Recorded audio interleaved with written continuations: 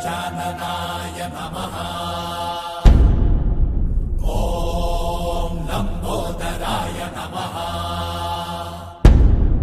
ॐ शूर्पकर्णाय नमः। ॐ विघ्नहर्ताय नमः।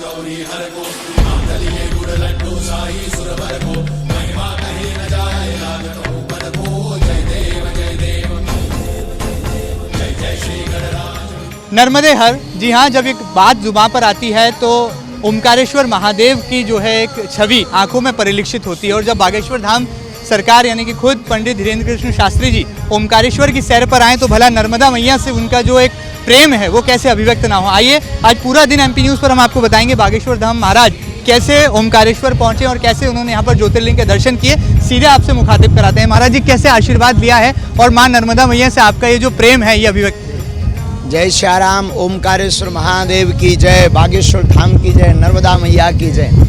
बड़ी प्रसन्नता का विषय था और है। 2-3 दिन से बार बार यह भगवान श्री भूत भावन महादेव के दर्शन करने का परम सौभाग्य दास का टल रहा था।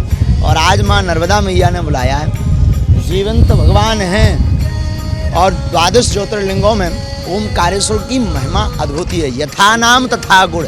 ओमकारेश्वर जैसा नाम है वैसे ही जो है निराकार ओंकार स्वरूप में यहाँ विराजमान है, विद्यमान है। जो भगवान श्री राघवजू सरकार से रघुनाथ रघुवीर श्री राम जी सरकार के वंशज हुए एक राजा, मानधाता राजा, उनकी तपस्या के परिणाम स्वरूप साक्षात निराकार ओंकार स्वरूप में यहाँ पर ओमकारेश्वर महादेव प्रकट हुए हैं। दिव्य दर्शन, अद्भुत दर्शन, अनूठे दर्शन।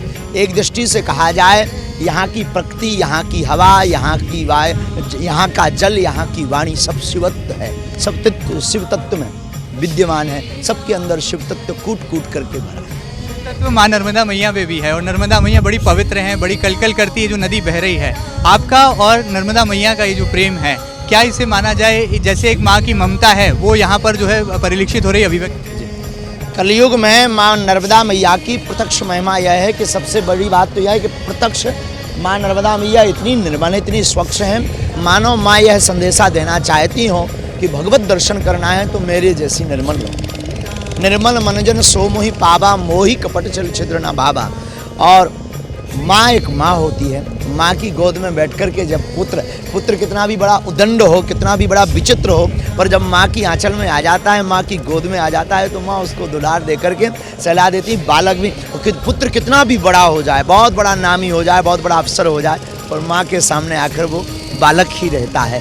तो ऐसे ही आज माँ नर्मदा मैया की गोद में बैठ कर के दास को लग रहा कि माँ तो आखिर माँ है और ये बालक तो आखिर बालक है। ऐसे ही लाड़ प्यार, माँ का दुलार मिलता रहे। जैसे माँ मेरी निर्मल है वैसे ये मन भी निर्मल हो ताकि भगवत दर्शन हो सके। ऐसा कहा जा रहा है कि विश्व युद्ध यदि अगला कभी हुआ तो पानी के लिए होगा, जल के लिए होगा। और हमारे देश के प्रधानमंत्री जी कह रहे हैं कि नदियों को सहेजा जाए, संरक्षित किया जाए। नदी से नदी को जोड़ने का अभियान भी सरकार छेड़ रही है। क्या आप भी चिंता प्रकट करते हैं कि अगला विश्व युद्ध कम से कम जल के लिए तो? बिल्कुल बात सही है। जल है तो कल है। जीवन में जल की मूलभूत आवश्यकता है। शरीर में भी 70% पानी है, 30% मात्र शरीर में अन्न व्यवस्था है, 70% पानी में ही ये शरीर बना हुआ है। तो जो लोगों ने भविष्यवाणी की है, जो देखा जा रहा है, जो अनुभव किया जा रहा है, निश्चित रूप से जल के ऊपर आगे चल कर के उपद्रव होगा। पहले कभी जब आज से 10 साल 15 साल पहले कोई कहता था कि 20 रुपए में पानी बोतल में भर के बिकेगा तो हंसी लगती थी, मजाक लगता था और समझ नहीं आता था। लेकिन पानी भी बिक गया और हवा भी बिक गई। तो निश्चित रूप से जल को बचाना चाहिए। और ऐसी धरोहर माँ नर्मदा, माँ गंगा, माँ यमुना, माँ कावेरी, इन धरोहर ये हमारे भारत को विश्वगुरु बनाने की सफलतम माएँ हैं। जैसे जब तक माँ की महिमा नहीं गाई जाएगी तब तक पुत्र की महिमा नहीं होगा। भारत है बेटा, भारत है पुत्र और माँ नर्मदा, माँ गंगा है माँ। तो इनको संजो करके रखना बहुत जरूरी है ताकि पुत्र की महिमा बनी रहे। हमने आपके श्रीमुख से अक्सर चील गाड़ी का अनुभव तो सुना है कि चील गाड़ी में आपने खूब दौरे किए हैं, यात्राएं की। जब ये नाव की सवारी आप कर रहे हैं तो कैसा मन में अनुभूति हो रही है और क्या लगता है, क्या ये प्रकृति से भी जोड़ता है, हमारी परंपराओं से भी जोड़ता है और पुरातन काल से की भी? बिल्कुल बिल्कुल। देखो, प्राचीन काल में चील गाड़ियाँ नहीं हुआ करती थीं, जब वाहन नहीं हुआ करते थे तो यात्रा का मार्ग ही है जहाज हुआ करते थे, पानी के जहाज हुआ करते थे। निश्चित रूप से ये प्राचीनता का अनुभव भी कराती हैं और साथ ही साथ उस दृश्य को भी मध्य में ले जा कर के पहुँचाती हैं। नाव से हमें एक बात बहुत याद आती है कि जब भी नाव बीच में पहुँची होती है, डगमगाती है, तो ईश्वर याद आते हैं।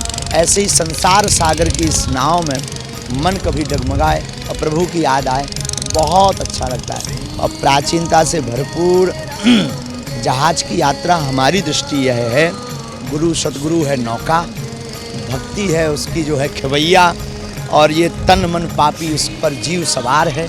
और ऐसा सदगुरु नाव जैसा मिल जाए तो कोई पार करा दे, तो जीवन का कहना ही क्या। मालवा में आपका जादू चल रहा है, आपने 2 ज्योतिर्लिंग के दर्शन किए, महाकालेश्वर भी आप जा चुके हैं, ज्योतिर्लिंग आज ओमकारेश्वर आप आए हैं। क्या मांगा है आपने राजा महाकाल से, बाबा भोलेनाथ से, जो कि बड़े भोले हैं? जी, बाबा से यही मांगा कि सब जितने जुड़े हैं पूरे भारतवासी प्रसन्न रहे, सनातनियों की नाक हमेशा बची रहे और सनातन धर्म के जो लोग कुछ सो रहे हैं वो जगें, सनातन धर्म का ध्वजा पताका पूरे विश्व में फहराए। यही हमने महाकालेश्वर भगवान और ओमकारेश्वर महादेव से। आखिर में जाते जाते आपकी पार्टी कैसी चल रही है, बजरंगबली पार्टी, जिनका चुनाव चिन्ह गदा है और जो राम का नहीं वो किसी काम का नहीं है नारा जो है जनता ने इसे राजनीति से परे धार्मिक नारा बना दिया, आपकी पार्टी कैसी?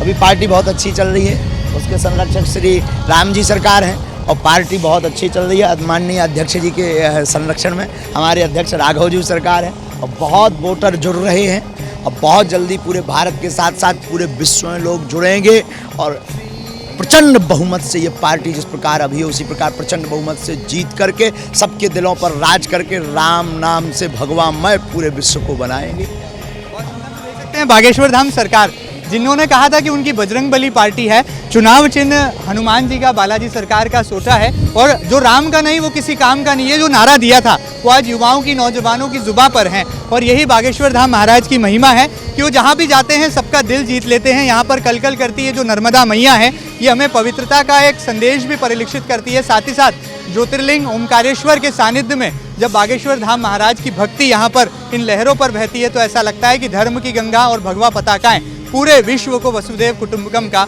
संदेश संप्रेषित करेंगी। फिलहाल वीडियो जर्नलिस्ट अरुण यादव के साथ महेंद्र सिंह, MP न्यूज़, ओमकारेश्वर।